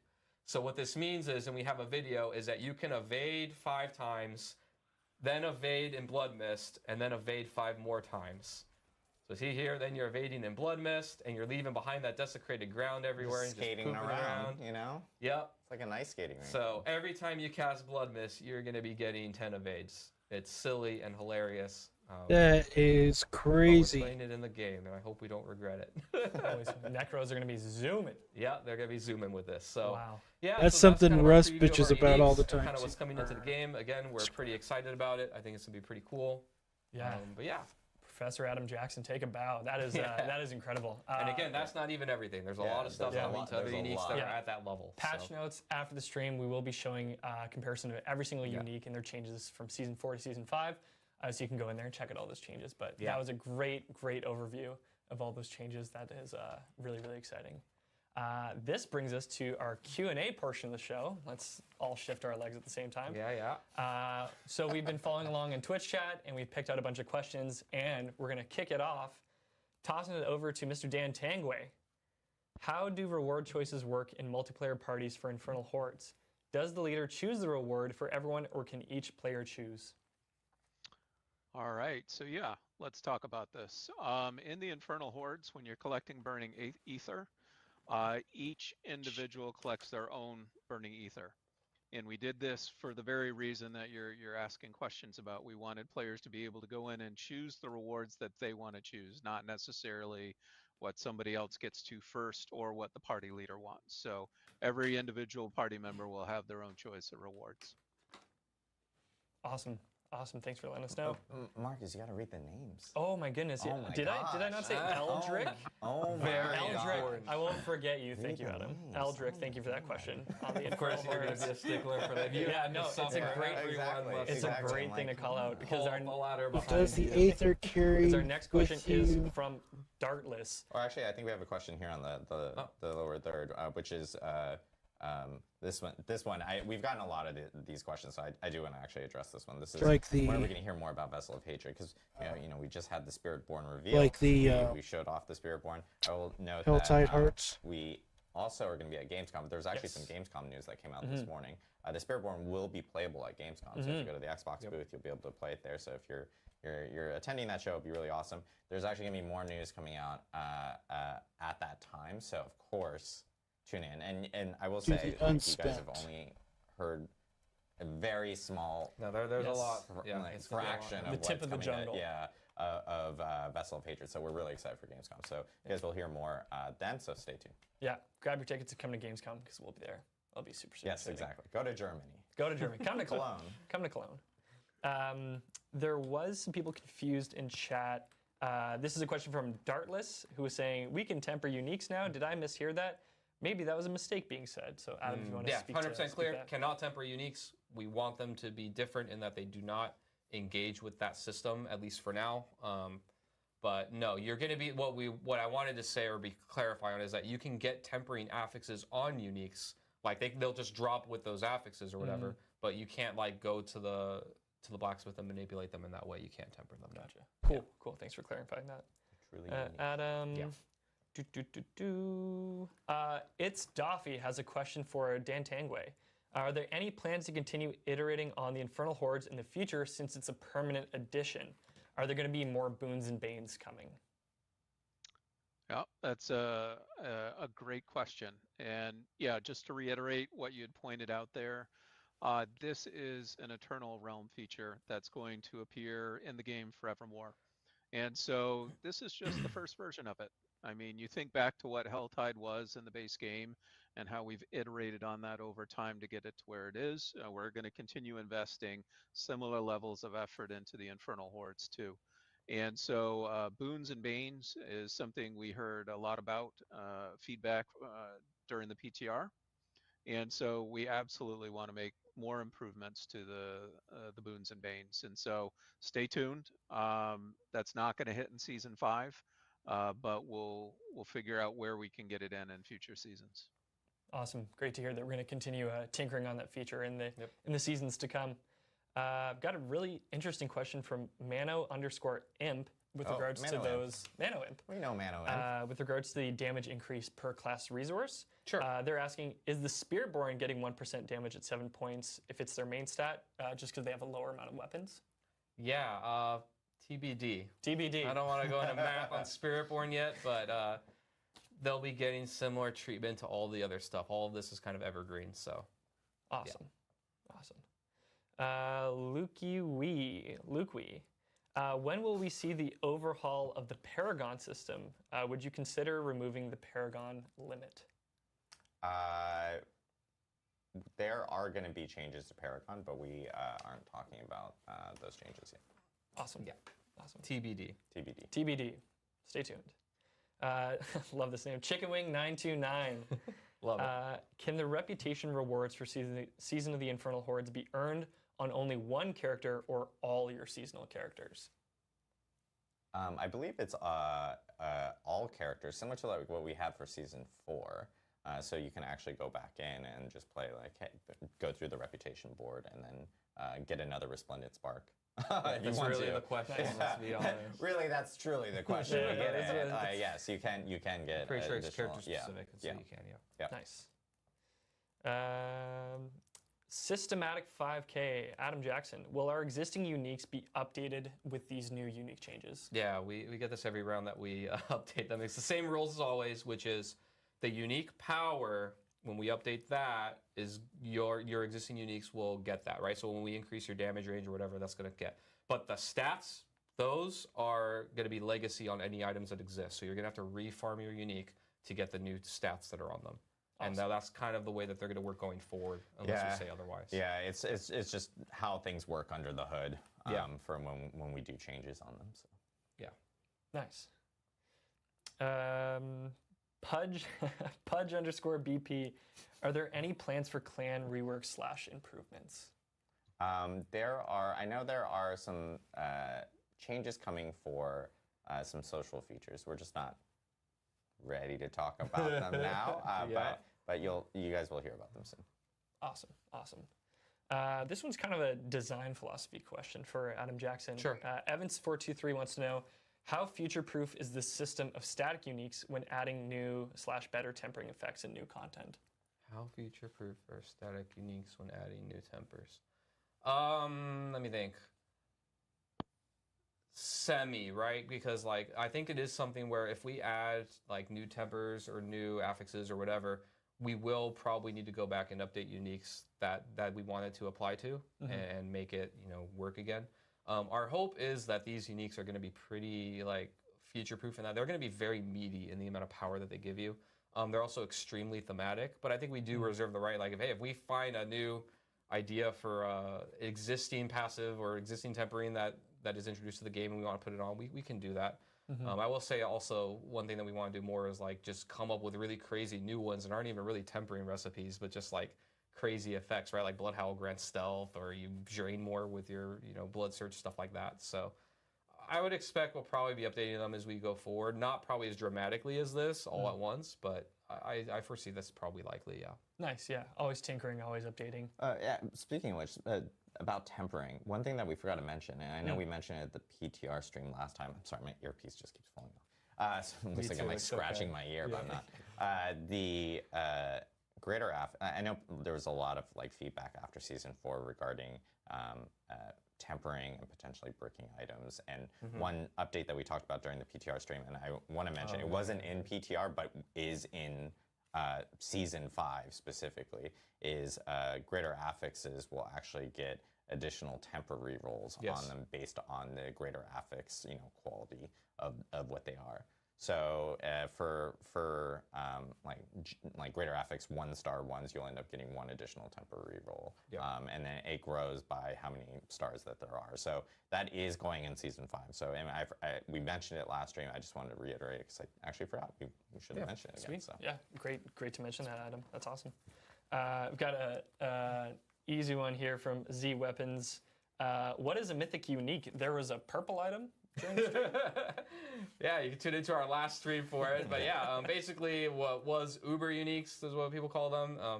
It's basically like, the really best items in the game that have like perfect stats and everything. We rebranded them to Mythic Uniques. They now have their own special color, special beam when they drop. They just got a whole treatment to really make them feel like the penultimate items that they are super in the game. juicy. Yeah, that's awesome.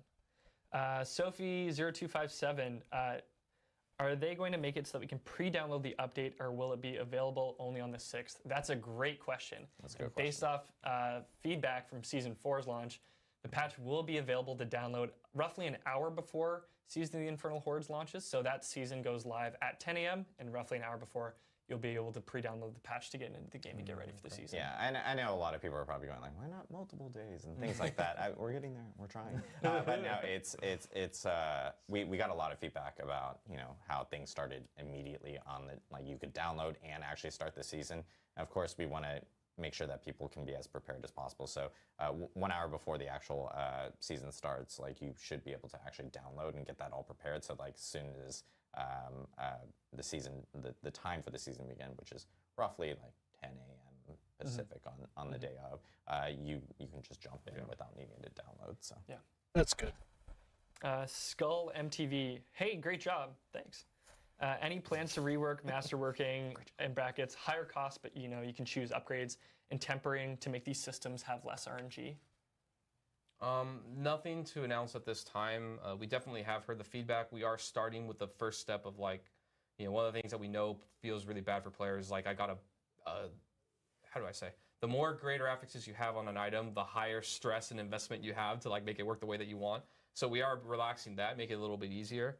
Another thing that we're thinking about that's a little lighter is the tempering recipes, making them have 3 on average instead of 4 or more.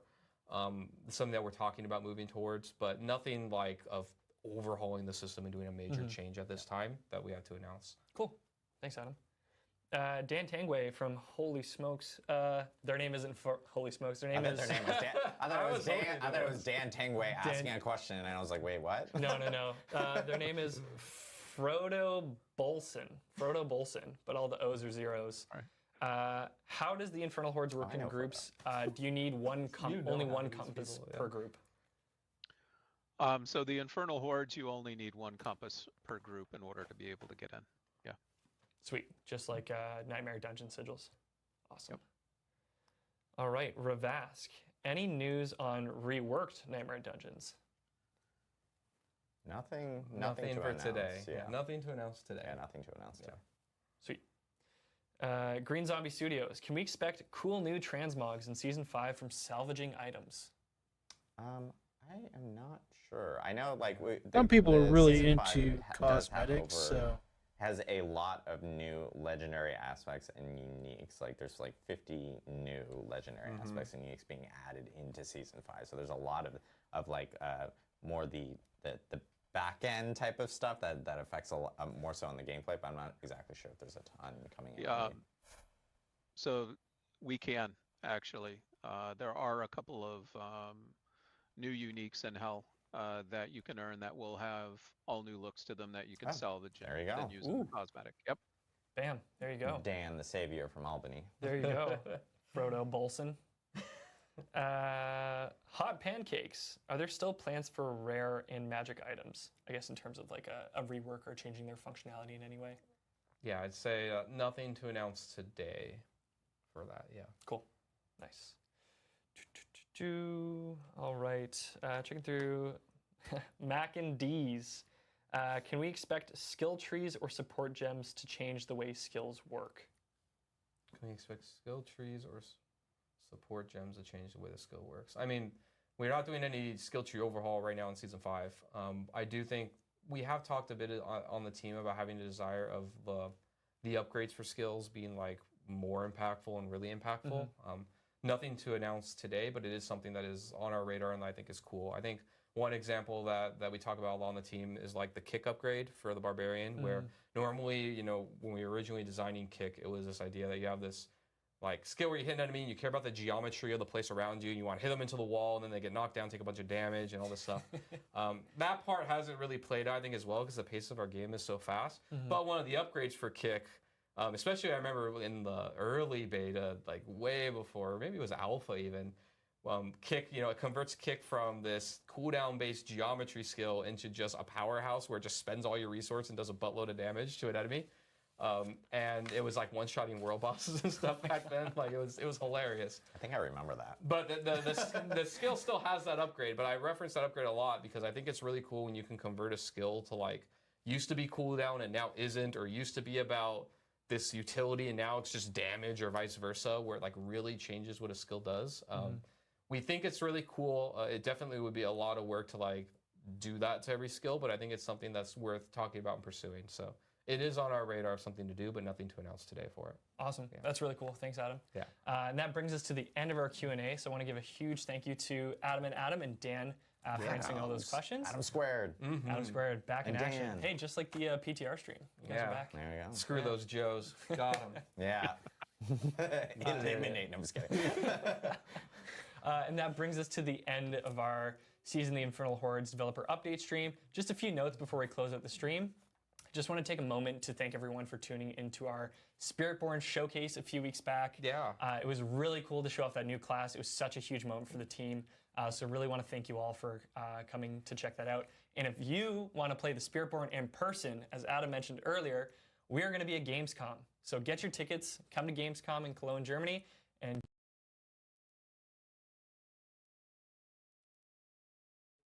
sound.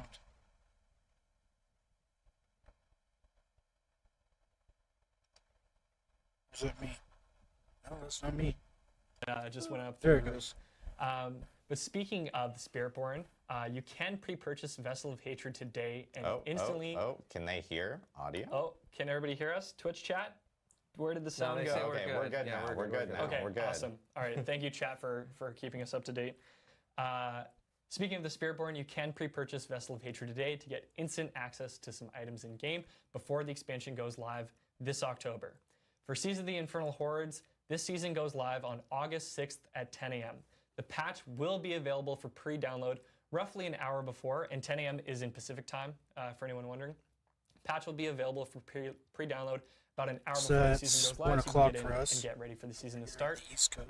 The 1.5.0 patch notes are going to go live after this stream for Season 5. So for anything we talked about across the stream today, that'll be available. You see all the uniques and everything. Yeah, check out those gifts. They're pretty spiffy. Team worked pretty hard on those. We also had the Season of the Infernal Hordes deep dive blog go live earlier this week, so a ton of information there as well. Stick around after the stream because we're going to be rating some Diablo content creators, so go and check them out. For Adam and Mr. Dan Tangway in Albany, thank you guys so much for joining us for this developer update stream today. Yeah, thank you so much. Really awesome to go guys. through all the changes. And from all of us here, thank you so much to everyone at home for watching and checking out the stream. And we will see you all in Sanctuary. Yeah. Yeah. Uniques. Woo! All right.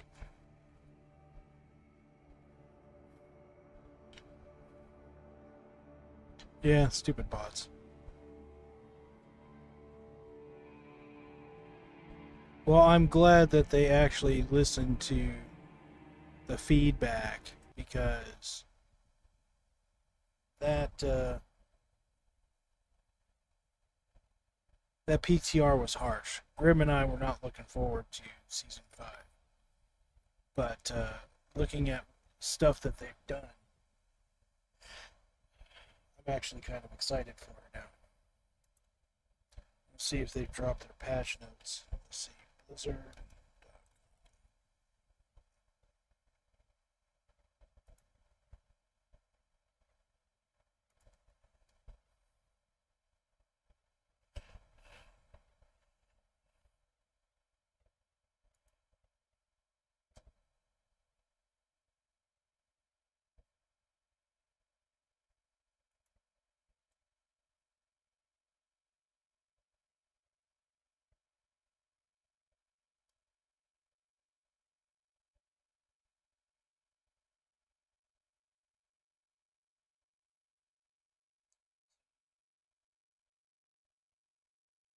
This is just the news here. That's a cool picture. I like that. All right. Let's turn this on here. Let's get rid of that.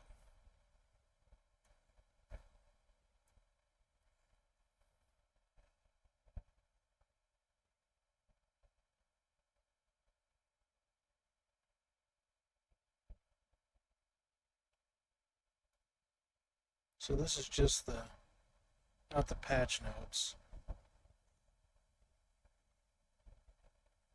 Seasonal Journey, Battle Pass, Fabled Threads from Tizal Shah.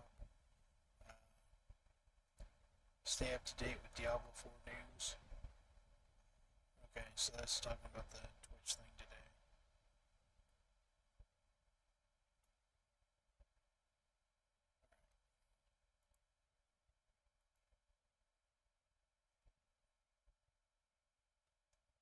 Let's see.